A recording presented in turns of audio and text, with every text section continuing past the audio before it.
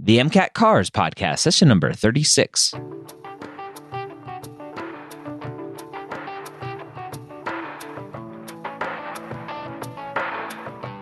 The Cars section of the MCAT gives thousands of pre-meds nightmares every night. Whether you're an ESL student, lack confidence while reading, or a slow reader like me, Jack Westin and the medical school headquarters are here to help you score higher in every section so you can be confident you're ready to get the MCAT score of your dreams.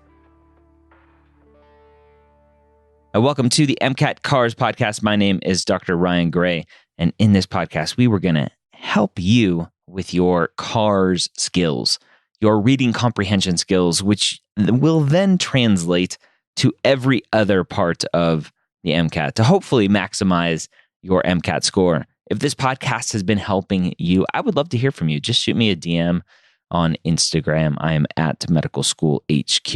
I love getting messages from you guys showing pre-MCAT Cars podcast car scores and post-MCAT Cars podcast cars scores with huge increases in those scores. So thank you for sharing those messages. Keep them coming. We have another great podcast for you today, so let's go ahead and jump in.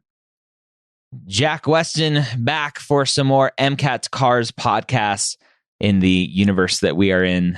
Do you think there's an MCAT Cars podcast in another universe?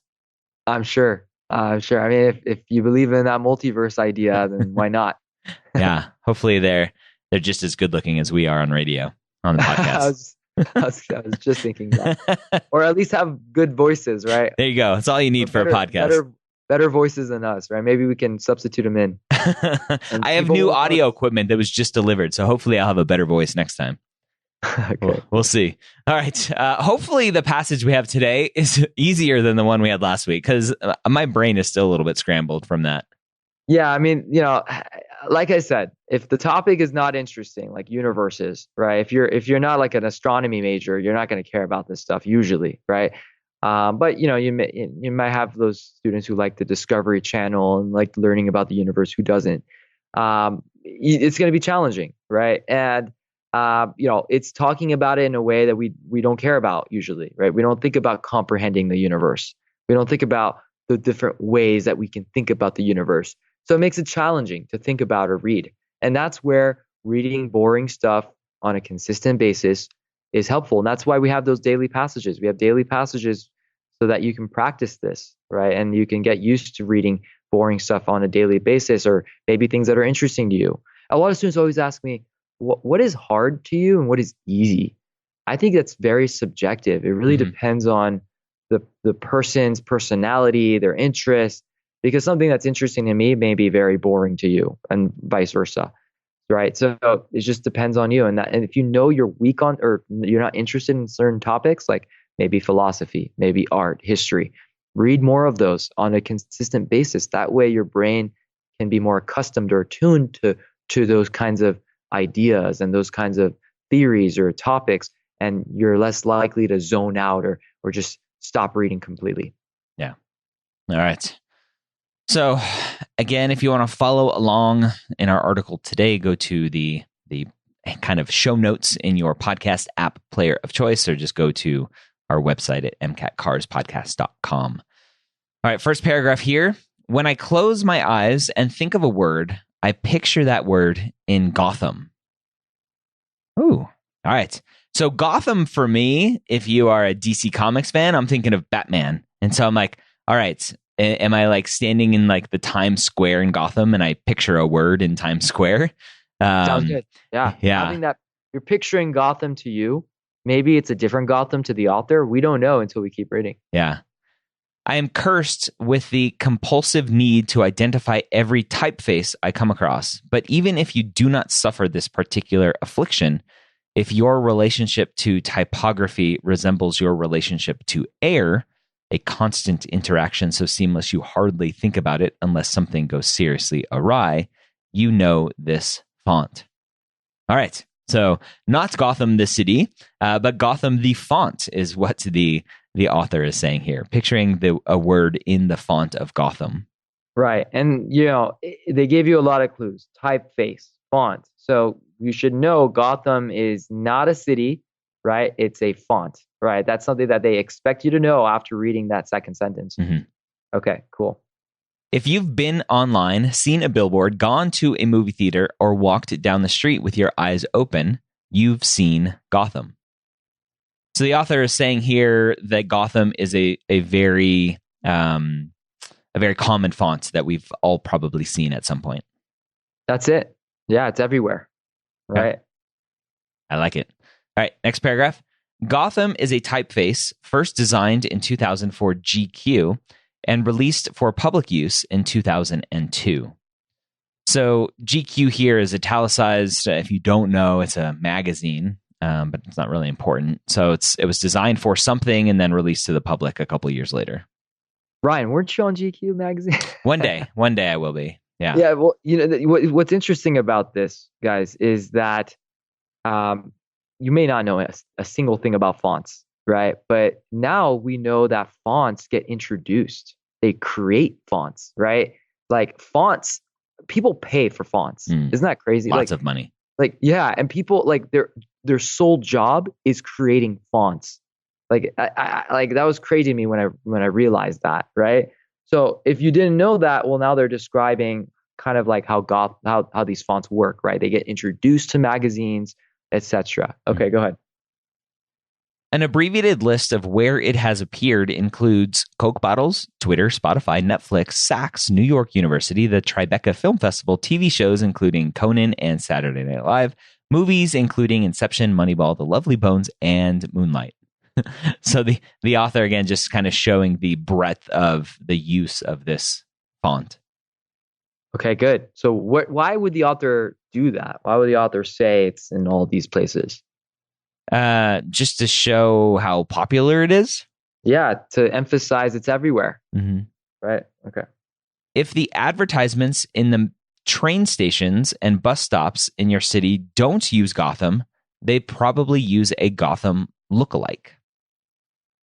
Okay. So the author making an argument that even if it's not Gotham, it's still probably based on Gotham, maybe. Yeah, sounds good. And it's interesting because the Jack Westin logo is Gotham. It's funny. That's awesome. Yeah. So GQ, I'm going to start a GQ magazine called Gray's Quarterly. I like it. That's what I'm going to do. All right.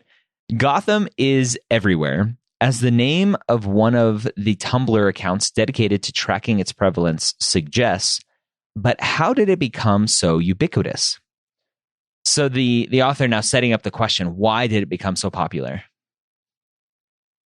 How does a typeface take over so thoroughly in such a short period of time?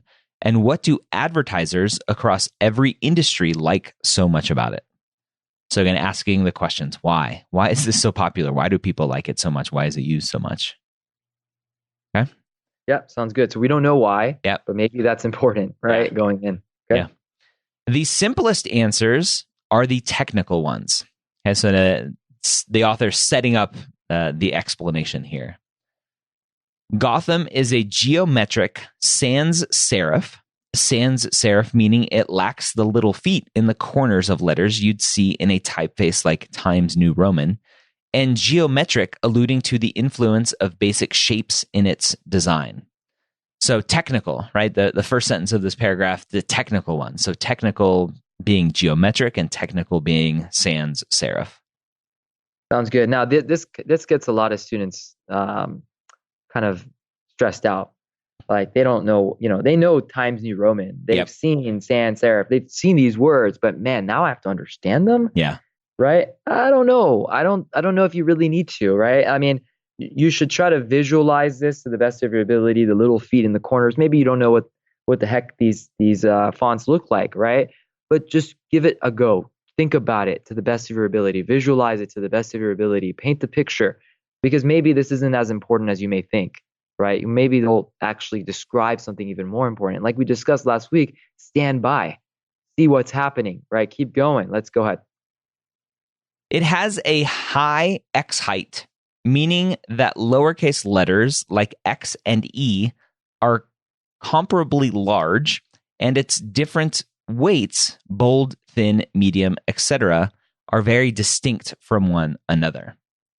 So again, more technical information here. The X height, and kind of defining that, the X and E are large.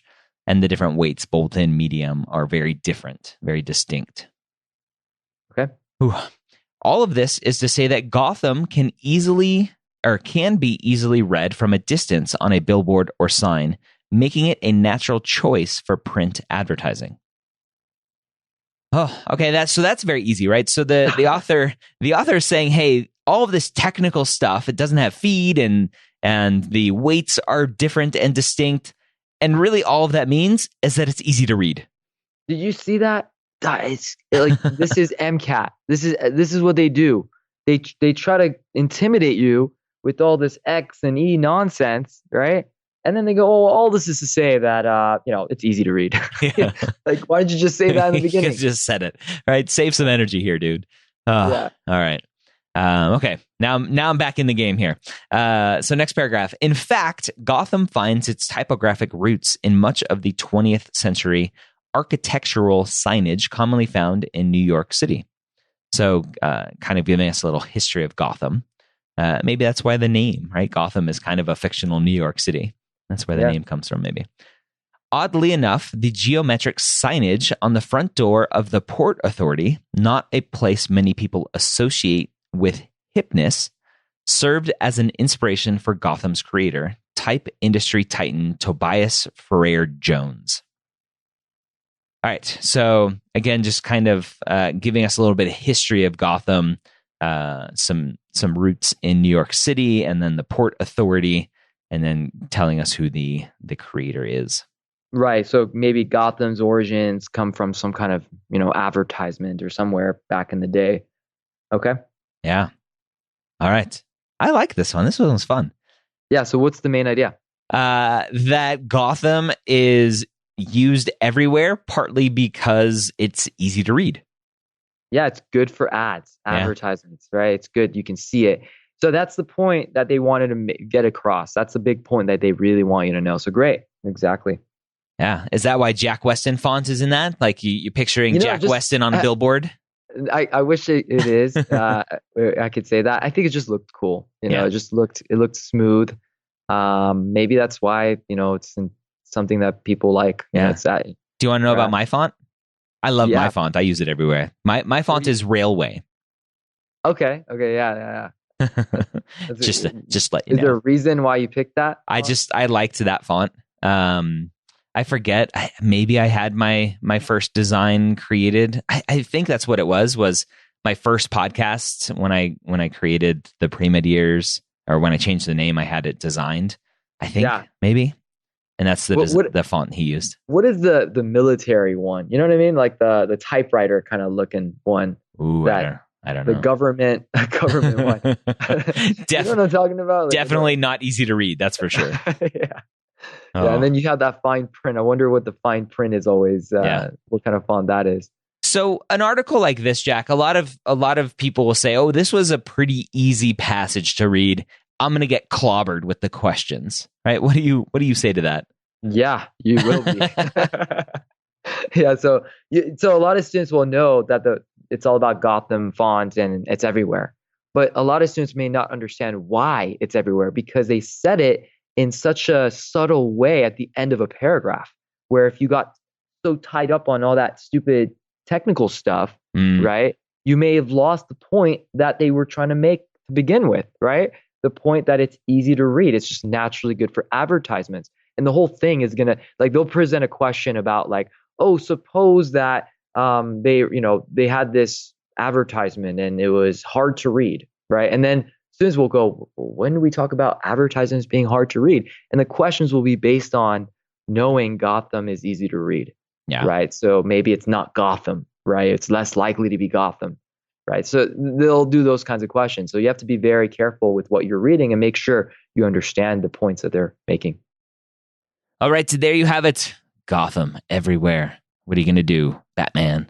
All right. I hope this was helpful for you. If you want more help with your CARS score, if you want more free help, go to jackwestin.com, sign up for his CARS passages every day in your email inbox. I get them in my inbox. You should too.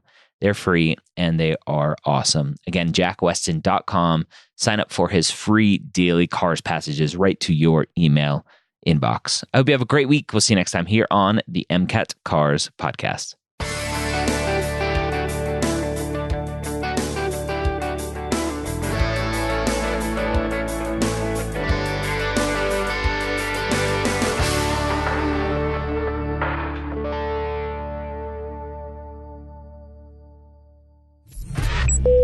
This is MedEd Media.